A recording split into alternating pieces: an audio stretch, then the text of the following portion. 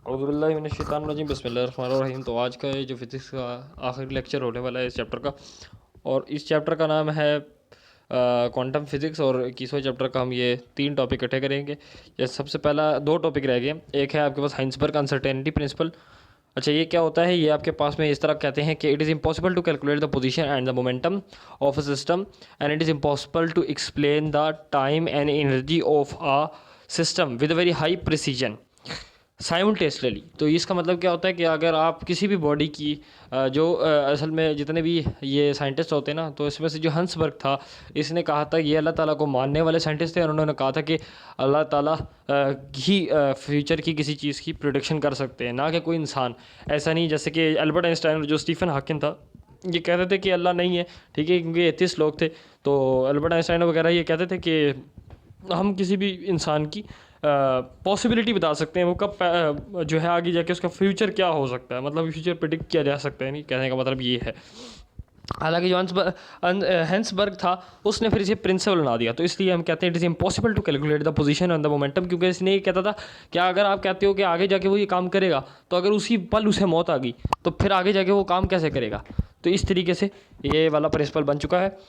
तो इसकी फार्मूले को डेरिवेशन किस तरह करनी है? डेल्टा एक्स डेल्टा पी, ठीक है, और आपने लिखना है इज़ ग्रेटर देन और इक्वल टू एच कट। इसे एच कट पढ़ते हैं, या दूसरी ज़ुबान में से प्रोबेबिलिटी का सिंबल कहते हैं।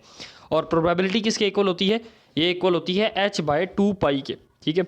अच्छा, हम बोलते हैं एट माइक्रोस्कोपिक लेवल, ठीक है, किसी माइक्रोस्कोपिक लेवल पे मेजरमेंट नीड द इंटरेक्शन। हम किसी माइक्रोस्कोपिक लेवल पे हम किसी भी चीज़ को देखते हैं, तो उसको हमें माइक्रोस्कोपिक लेवल के ऊपर लाइट के साथ रिएक्ट करवाना पड़ता है। आपको पता है लाइट डिस्टर्बेंस है, तो ठीक है, तो ज़ाहिर है light which disturbs the particle, ठीक है, तो ज़ाहिर है इससे लाइट से इंटरेक्शन से जब वो इतने ज़्यादा पार्टिकल से इंटरेक्ट करती है, वो डिस्टर्ब हो जाता है पार्टिकल।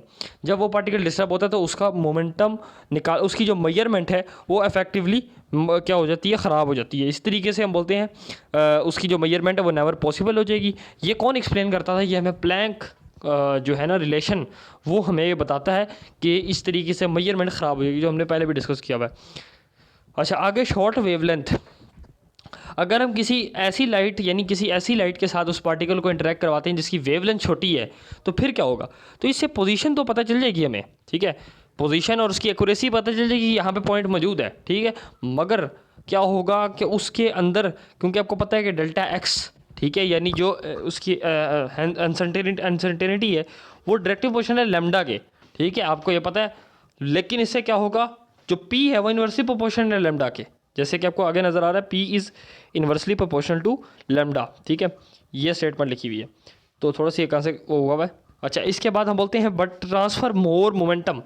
उसने बोला कि इसकी एक्यूरेसी तो आप बता सकते हैं आराम से, कि ये पोजीशन इसकी बता सकते हैं, ठीक है, लेकिन चूंकि ये मोमेंटम ज़्यादा ट्रांसफ़र करता है, तो आप इसका जो वो मतलब चूंकि ये मोमेंटम ज़्यादा ट्रांसफ़र करता है ना, इस वजह से आपको इसका ये समझ नहीं आएगी कि मोमेंटम ज़्यादा हुआ है या पोजीशन, मतलब पोजीशन तो आप पता कर लिया, आपने मोमेंटम क्या है इसका ये बता नहीं सकते। आगे बात करते हैं शॉर्ट वेवलेंथ। अगर आप शॉर्टर वेवलेंथ की लाइट के साथ इसको पार्टिकल को इंटरेक्ट करते हैं, तो ज़्यादा पोजीशन तो है आपको जो है वो बेटर मिल जाएगी। सॉरी, यहाँ पे आपके पास में लॉन्गर की बात कर रहे थे, ठीक है। तो लॉन्गर वेवलेंथ के साथ हम अगर लाइट की इंटरेक्ट करते हैं, तो मोमेंटम आपको लेस मिलेगा, ठीक है, और पुअर पोजीशन आपको मिल जाएगी, ठीक है। मोमेंटम ज़ाहिर है आपको लेस मिलेगा, मगर मिलेगा ज़रूर, ठीक है, डिस्टर्ब होगा मोमेंटम भी, लेकिन फिर भी थोड़ा सा, लेकिन मिल जाएगा मोमेंटम, लेकिन आपको पुअर पोजीशन मिल जाएगी, ठीक है। इस तरीके से हम किसी की भी पोजीशन नहीं कैलकुलेट कर सकते, एनर्जी नहीं कैलकुलेट कर सकते, टाइम नहीं कर सकते, इसलिए मैं लिखा हुआ है energy time can not be measure precisely, ठीक है। उसका भी यही है, delta E delta T is not equal sorry is greater than और इक्वल टू एच कट, ठीक है। तो ये था अनसर्टेनिटी का टॉपिक। अगला टॉपिक है discrete energy level in atom and it's spectrum. ये बहुत ही ईजी सा टॉपिक है। इसमें क्या करना है कि हमें बोलता है कि एटम के इनसाइड जो है वो इलेक्ट्रॉन रिवॉल्व कर रहे होते हैं, ठीक है। अब भाई जितने भी इलेक्ट्रॉन मूव कर रहे हैं उसमें उसके किसी फिक्स्ड शेल में पड़े हुए हैं, ठीक है, उसमें कहते हैं फिक्स अलाउड ऑर्बिटल्स, ठीक है, या एनर्जी लेवल्स, ठीक है। अब जब आपको 2 प्रिंसिपल याद करने के, जब इलेक्ट्रॉन जंप करेगा लो से हाई की तरफ, यानी नीचे से ऊपर जाएगा, तो वो एब्जॉर्ब करेगा एनर्जी को, और जब वो ऊपर से नीचे गिरेगा तो वो इमिट करेगा एनर्जी को। ये हमने पिछले लेक्चर पे बताया था, ठीक है, तो यही मैंने लिखा है। और इमिट करेगा एनर्जी को in the form of photon, ठीक है, लाइट फोटोन की फॉर्म में इमिट करेगा। हम बोलते हैं so atomic spectra is the collection of light waves. उसमें से जितनी भी वेव्स निकलेगी उसको क्या कहते हैं? ये एटॉमिक स्पेक्ट्रा है, ठीक है, जो कि एमिट हुई है या एब्जॉर्ब हुई है, ठीक है, एमिटेड वेव्स भी और एब्जॉर्ब वेव भी, ठीक है, due to the electron transition. Electron transition कहते हैं इलेक्ट्रॉन जंपिंग, ठीक है। अच्छा, इसकी 3 टाइप्स होती हैं जो मैं ऊपर पढ़ने जा रहे हैं। टॉपिक का नाम है discrete energy level in the atom and it's spectrum, ठीक है। तो इसके 3 स्पेक्ट्रम्स होते हैं। लाइन स्पेक्ट्रम जो कि एटॉमिक ट्रांजिशन देखता है, और बैंड स्पेक्ट्रम जो कि मॉलिक्यूलर ट्रांजिशन देखता है, और तीसरा है कंटिन्यूस स्पेक्ट्रम जो कि ब्लैक बॉडी रेडिएशंस देखता है, या मिक्स्ड वेव्स, वेवलेंथ जिसे कहते हैं, ठीक है। अब हम लाइन स्पेक्ट्रम आपकी बुक में सिर्फ दिया हुआ तो वही पढ़ेंगे।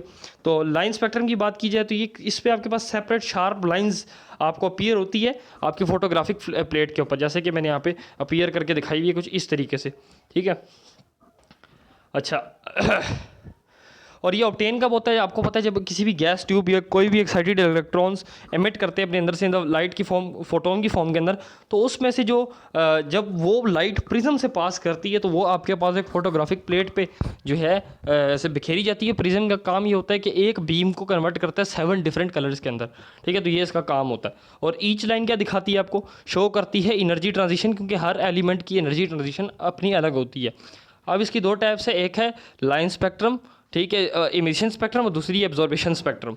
तो एमिशन स्पेक्ट्रम का मतलब ये होता है कि जब इलेक्ट्रॉन्स एक्साइट हो जाते हैं हाइड्रोजन ट्यूब के अंदर, ठीक है, तो फिर उसके ऊपर ना एक काली फोटोग्राफिक प्लेट के ऊपर जब वाइट लाइट्स आपको नज़र आने शुरू हो जाएगी, तो वो फिर मतलब इस तरह का जब काम शुरू हो जाएगा तो फिर ये हो जाएगा ब्लैक प्लेट के ऊपर जब वाइट लाइंस आएंगी, तो ये आपने कहना है कि ये एमिशन स्पेक्ट्रम है, क्योंकि यहाँ पे ज़ाहिर है लाइट एमिट हुई है प्रिज्म के अंदर और इधर चिपक गई है, ठीक है।